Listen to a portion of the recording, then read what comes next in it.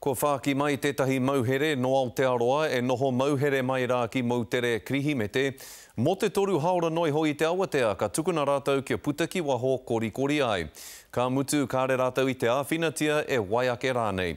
Ko te manako o te tokomaha ka takahuri te rā huatanga i roto i te hui tuatahi i Wainganuia John Key me te Premier Hall o Ahitereiria me Malcolm Turnbull. Ka tau mai ana ia ki Tāmaki Makaurau, hei ngā haora e kaina mumai nei.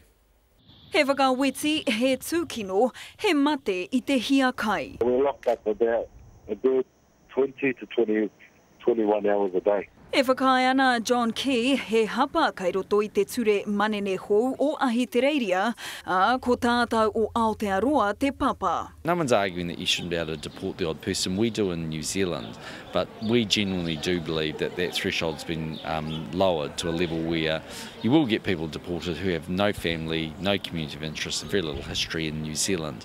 I really can't see how that's in the Anzac spirit, really. He take nui kai te pū o ngā Premier Erua, ka tūtaki mo te wā tuatahi a te pōnei. What I do know is that Malcolm Turnbull's a good guy, and I've got quite a good relationship with him, so he'll certainly listen. Give us our freedom! Give us our rights! Me he mea karahite rā mo ngā whānau e tangi āwhero kore nei ki te kāinga. Help us.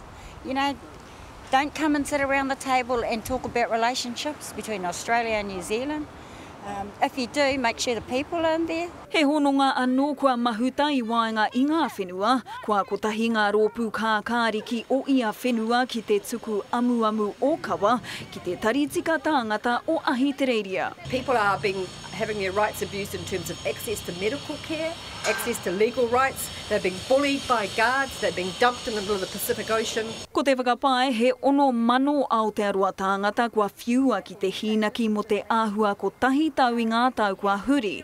Nā whai anō ka panaia, te nuinga o rātau, he Māori. This kind of argument that somehow New Zealanders are a drag on the system to Australia is just not true. And as we know in Australia, there's a huge Māori population that live there, and they're very significant contributors. Māma noi ho te kōrero e ngaria no te whakatīnana, e tāria ana kia kite. Orini Tipene Leach, te karere.